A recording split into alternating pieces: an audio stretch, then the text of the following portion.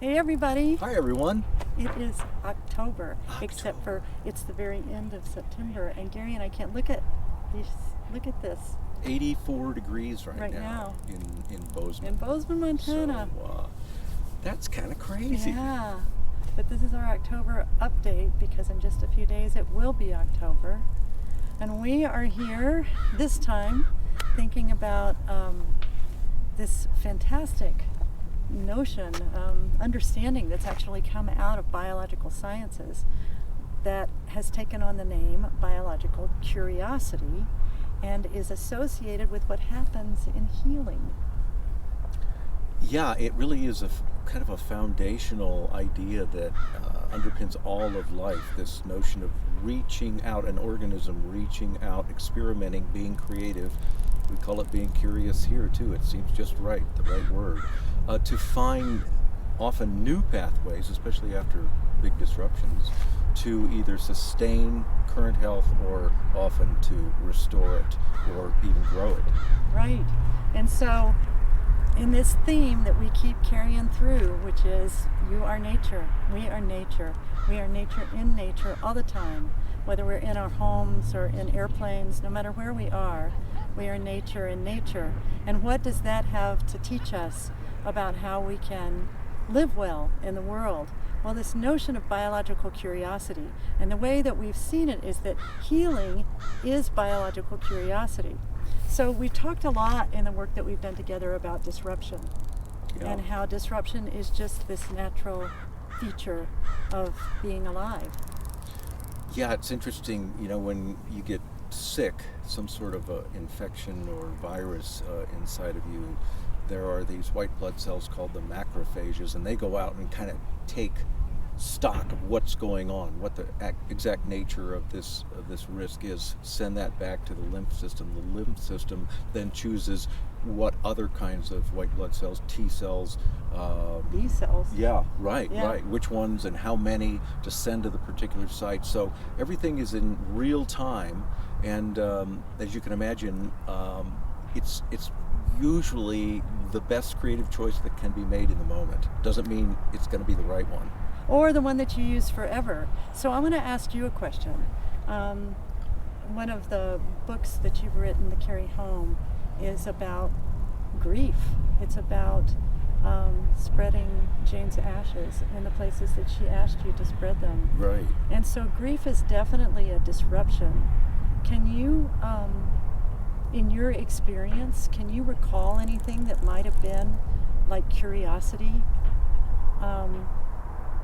That moved you into, not that one never with big grief like that, it's a part of who you are for the rest of your life.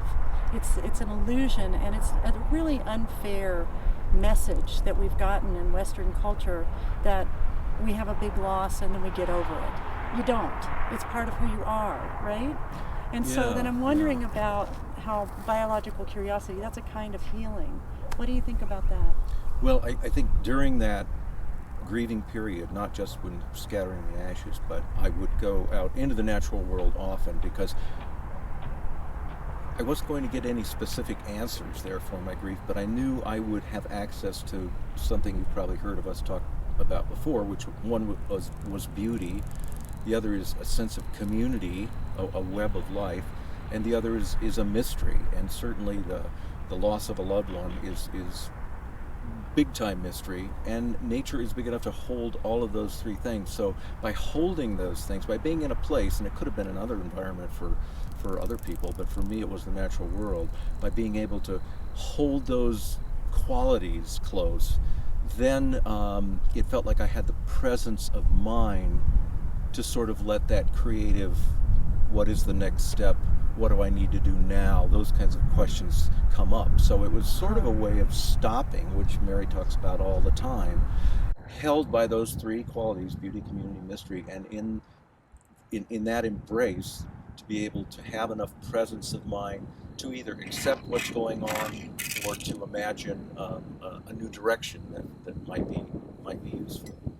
And so this notion of biological curiosity, there you were in the reality of this situation. And it was there a curiosity for you about, well, what is life going to look like now? Or did you even put it in those terms? Well, I to think yourself? initially there Well, was. you've got a ladybug. Oh, yay! I Good love luck. it.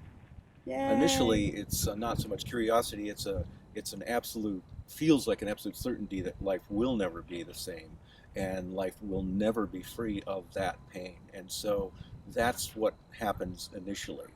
And so that's why it's so important, I think, to be able to continue to be in places that allow you to see what the reality is now. The health of my I see. organism was based on the health of my psychology, just like all of ours. Right. And so the organism wants to, again, sustain health, regain health, grow health. And so I think by feeding my psychology, if you will, I'm affecting biological changes. Right, and so, but the curiosity is life will never be the same, so what will it be now? That's, I mean, in a very metaphoric way, but going with this biological curiosity the phenomenon, um, a forest that has burned Mm-hmm. will never be the same, but Right. it will be again. Right. And so the biological curiosity is the impulse towards regeneration, towards reemergence, towards recovery. So there's this leaning, you talk about this leaning into toward thriving, this arc that we have, Yeah. not just to survival, but to thriving. And you said just the other night we were doing a keynote over in Red Lodge, Montana, and about the trees connected by the fungal networks. And as a tree enters elderhood and then goes beyond to the edge of life, that tree will sort of make a treasure dump, if you will, through the mycelium network to send carbon or sugars or carbohydrates to whoever needs what at that particular time. And so that too is sort of a reaching out in what is to me a biological creativity, If not curiosity. if not curiosity. Well, kind of curiosity. That's a really interesting notion because it fits with grief and loss.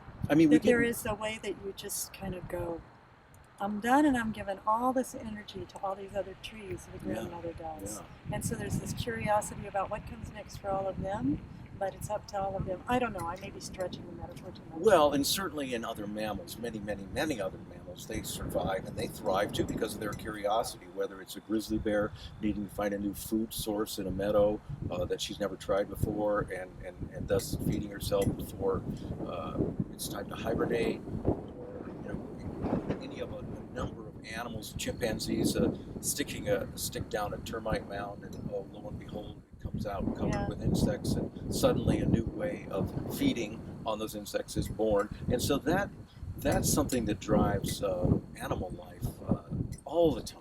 Well, and we don't think about it really in our lives. We don't think about how, we go to sleep at night and we're lucky to sleep, and then we wake up and then we get out of bed, and there's a kind of implicit curiosity in that. What's going to happen at this stage? What's going to be next in this lifetime? And what we've just gotten was a little cloud cover and a big kick up of wind. So we hope that you can hear us. We're sure you can hear the wind. Yeah. Yeah. So. Yeah. So we're going to be meeting then on the 10th of October for our deep dive for October, and we're going to be checking more deeply into this thing, biological curiosity. What is it?